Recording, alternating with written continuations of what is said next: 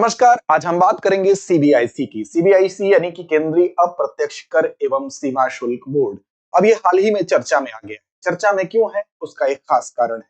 खास कारण क्या है वो हम जानेंगे खबर के अंतर्गत। तो सबसे पहले बात करते हैं कि सीबीआईसी को चर्चा में आने का कारण क्या है। तो उसको अंतर्राष्ट्रीय व्यापार मेला 2025 का जो है, इस आयोजन में एक विशेष श्रेणी में सर्वोच्च पुरस्कार हासिल हुआ है। अब ये विशेष श्रेणी क्या है, तो ये विशेष श्रेणी है पब्लिक आउटरीच एंड कम्युनिकेशन, यानी कि जनसंपर्क एवं संचार श्रेणी में इसको शीर्ष पुरस्कार हासिल हुआ है। अब इसी के कारण आपका जो सीबीआईसी है ये चर्चा में आ गया है। तो सीबीआईसी के विषय में भी जानेंगे, साथ साथ अंतरराष्ट्रीय व्यापार मेला जो है उसके विषय में सबसे पहले बात करते हैं कि इस मेले के आयोजन के निहितार्थ क्या है, ये मेला क्यों आयोजित किया जाता है, ये कब से शुरुआत इसकी हुई थी।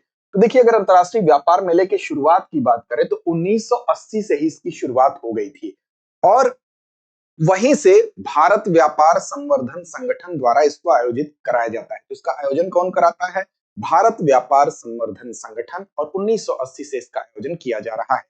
14 नवंबर से लेकर 27 नवंबर तक इसका आयोजन हुआ है। कहां पर हुआ है, तो याद रखिएगा भारत मंडपम में इसका आयोजन हुआ है। और भारत मंडपम कहां है, तो भारत मंडपम जो है आपका नई दिल्ली में है। तो इसका आयोजन नई दिल्ली के भारत मंडपम में हुआ है। ऐतिहासिक रूप से 1980 से इसका आयोजन किया जा रहा है। अब देखिए, जब भी ये अंतरराष्ट्रीय व्यापार मेला आयोजित किया जाता है तो इसमें कुछ भागीदार राज्य होते हैं और फोकस राज्य होते हैं। दो कैटेगरी है। तो इस बार के भागीदार राज्यों में कौन कौन से राज्य रहे, तो पहले नंबर पर रहा आपका बिहार।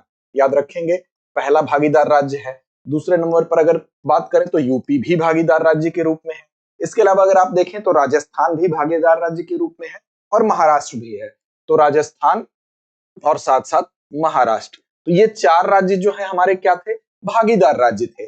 अब एक फोकस राज्य भी था। इस बार का अंतरराष्ट्रीय व्यापार मेला 2025 जो था उसका फोकस राज्य कौन था, तो उसका फोकस राज्य था, याद रखेंगे, झारखंड। तो इस तरह से आपके फोकस राज्य और भागीदार राज्य आप जान लें। अब इसका उद्देश्य क्या है, तो भारत की जो समृद्ध सांस्कृतिक विरासत है और जो व्यापारिक विविधता है उसको आगे ले जाना, ये इसका उद्देश्य है। इसीलिए कैसे मंच के रूप में अंतरराष्ट्रीय व्यापार मेला हर वर्ष आयोजित करवाया जाता है।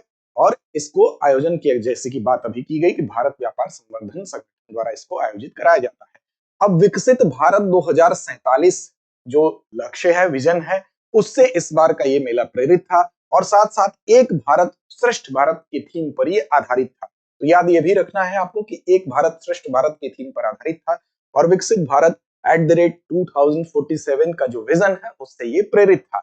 अब इसमें एमएसएमई से जुड़े हुए लोग हैं, विभिन्न जो कारीगर हैं, इसके अलावा जो स्टार्टअप्स और उद्योग और ये तमाम लोग जो हैं, उन लोगों को एक जगह खरीदारों से जुड़ने का मौका मिलता है। ये एक ऐसा मंच प्रदान करता है, वहां पर अपने उत्पाद, अपने प्रोडक्ट्स का ये प्रदर्शन कर सकते हैं इस मेले के माध्यम से। और बाजार तक अपनी पहुंच को बढ़ाने के लिए देश के प्रमुख जो मंच हैं, उन मंचों में से एक मंच अंतरराष्ट्रीय व्यापार मेला भी है। तो इस मेले में ही विभिन्न श्रेणियों के जो पुरस्कार दिए जाते हैं, उसमें इसी अंतरराष्ट्रीय मेले में इस बार पब्लिक आउटरीच एंड कम्युनिकेशन यानी कि जनसंपर्क एवं संचार श्रेणी में केंद्रीय अप्रत्यक्ष एवं सीमा शुल्क बोर्ड, जिसको सीबीआईसी कहते हैं, उसको पुरस्कृत किया गया है सर्वोच्च सम्मान के तहत। इस तरह से ये दोनों चर्चा में है। अब दरअसल बात कर लेते हैं सीबीआईसी के विषय में। सीबीआईसी यानी कि central board of indirect taxes and customs, इसकी अगर हम बात कर लें तो पूर्व में ये जो सीबीआईसी था वो क्या था, सीबीईसी था। सीबीईसी था, अब ये बाद में बन गया सीबीआईसी। तो सीबीईसी यानी कि इसका पूर्व में अगर हम बात करें तो केंद्रीय उत्पाद एवं सीमा शुल्क बोर्ड था। अब ये क्या है, वर्तमान में केंद्रीय अप्रत्यक्ष कर एवं सीमा शुल्क बोर्ड सीबीआईसी हो गया। अब ये एक प्रमुख प्रशासनिक प्राधिकरण है, यानी कि इसका काम बेसिकली क्या है, तो अप्रत्यक्ष जो कर होता है, इनडायरेक्ट टैक्स जो होता है, या जो सीमा शुल्क हो गया, उसके प्रबंधन से संबंधित, उसका प्रबंधन और उसके कार्यों की देखरेख करना। और central board of revenue act जो था, याद रखेंगे कि central board of revenue act जो था उसके तहत, central board of revenue act 1963, याद रखेंगे 1963, उसी के तहत इसका गठन किया गया था। अब केंद्रीय राजस्व बोर्ड अधिनियम 1963 के द्वारा इसको स्थापित किया गया, उसका गठन किया गया है। केंद्रीय वित्त मंत्रालय के अंतर्गत सीबीआईसी होता है और राजस्व विभाग जो होता है केंद्रीय वित्त मंत्रालय के अंतर्गत उसी के एक भाग के रूप में ये कार्य करता है। इसका प्राथमिक उद्देश्य क्या है? जाहिर सी बात है कि इसका प्राथमिक उद्देश्य जो है वो प्रभावी राजस्व का संग्रह करना है, यानी कि इफेक्टिव रेवेन्यू का कलेक्शन करना है, इसका पहला उद्देश्य है। इसके अलावा जो व्यापार सुगमता है वो कैसे बनी रहे, यानी कि ट्रेड फैसिलिटेशन भी इसका उद्देश्य है। और सीमा शुल्क एवं अप्रत्यक्ष कर कानून जो होंगे, यानी कि सीमा शुल्क और अप्रत्यक्ष करों से संबंधित जो कानून है उनका अनुपालन कैसे सुनिश्चित हो, ये भी इसका उद्देश्य है। तो ये इससे संबंधित कुछ प्रमुख तथ्य थे। ये दोनों ही आपके एग्जाम के लिए महत्वपूर्ण है। साथ ही महत्वपूर्ण है आपके लिए एक और सूचना। वो सूचना क्या है? तो दृष्टि आईएएस की तरफ से दृष्टि आईएएस ने अपने सिल्वर जुबली वर्ष जब पूर्ण किए तो दृष्टि आईएएस ने ये महसूस किया कि बजट की वजह से आप गुणवत्ता से समझौता न करें, इसलिए दृष्टि आईएएस आपके लिए लेकर आई है एक ऐसा कोर्स जो आपके बिल्कुल बजट में है और आपको गुणवत्ता से बिल्कुल समझौता नहीं करना होगा। उस कोर्स का नाम क्या है? तो उस कोर्स का नाम है GS studio foundation live online course.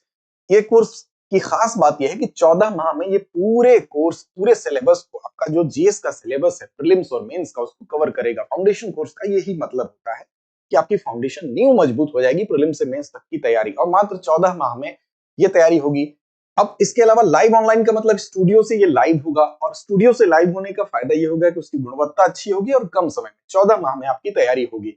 साथ ही साथ अगर बात करें तो इसकी कीमत मात्र 24,999 रुपए है। इसके लिए एडमिशन प्रारंभ हो चुका है और जो बैच की शुरुआत है 9 दिसंबर शाम 5 बजे से हिंदी मीडियम और 10 दिसंबर शाम 6 बजे से इंग्लिश मीडियम का बैच शुरू हो रहा है। 2027, 28, 29 के लिए अगर यूपीएससी की तैयारी आप अभी से सोच रहे हैं तो आपके लिए एक बेहतरीन विकल्प है। लिंक डिस्क्रिप्शन में मिलेगा। कॉल करने के लिए आपको नंबर हमारा याद होगा 8750187501।